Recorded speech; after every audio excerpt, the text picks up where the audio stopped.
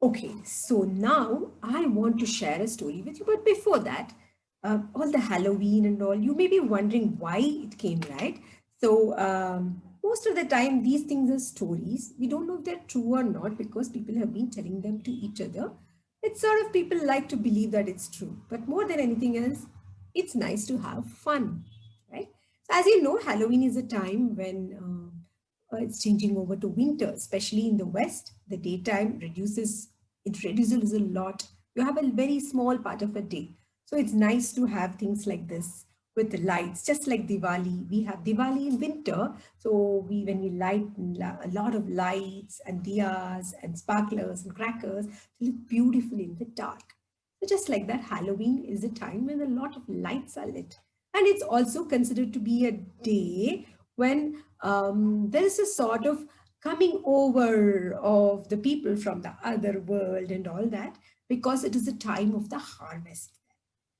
Well, anyway, all that apart, I'm going to tell you the story of why this custom of carving inside a pumpkin started. For that, I will have to magically transform into someone who is not all that great. Okay, now, once upon a time in Ireland, there was a man called Jack.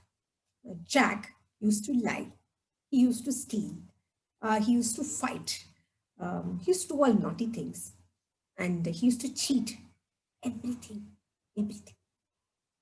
Now, in those days, they believed that if you're good, your soul is taken over to heaven, and if not, the devil takes it. So and everybody used to tell Jack, Jack, you're surely going to the devil. Oh, oh, oh, said Jack. Let the devil come here. I will take care of him. One day, Jack was in the inn eating his food. And he heard behind him, shh, the devil. Jack, I have come to take your soul, said the devil. What? My soul. Okay. But then poor the innkeeper. What? Said the devil. What about the poor innkeeper? I haven't paid him money for my food. If you take me away, how will I pay money for my food? But why don't you give me a coin? I'll pay him and come. Okay, said the devil. As the devil was about to give the coin, Jack got the coin and then got the devil and put the devil into the coin and put it into his pocket and sealed it with the cross. The devil couldn't go out. Let me out, shouted the devil. Of course not. Why will I let you out? Let me out. I will let you out if you promise that you will not come for me for the next 10 years. Whoosh! The devil came out. But Jack had a good life. He continued to lie, cheat, do naughty things, fight, anything bad. And he was a little old by this time. And that day, as he was walking on the street, he heard a sound. The devil is back. Ah, Jack, I am back to get you, said the devil. Oh, you can take me, said Jack, but you can't take a hungry man, can you? I don't know about that, said the devil. You can't. I'm so hungry. Why don't you just get me an apple? And I will eat the apple and come with you. Okay, said the devil. What do I lose? So whoosh, he went up the tree. Whoosh, he got an apple. And as he was about to give to Jack, Jack got the apple. And then the devil turned him into the apple and ate. Let me out, cried the devil. Why will I let you out? Said Jack. Let me out. Okay, said Jack. I will let you out if you promise. If you promise that you will never come for me again. Out came the devil. A few more years passed and then Jack had to die, and then his soul went out to heaven.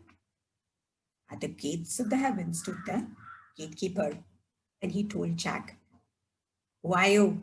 I'm Jack. You have no place here. Why not? Said Jack. Because you lie, you cheat, you do bad things, you shout, you fight. You have no place here. Go to the devil. Okay, said Jack. I have to go somewhere.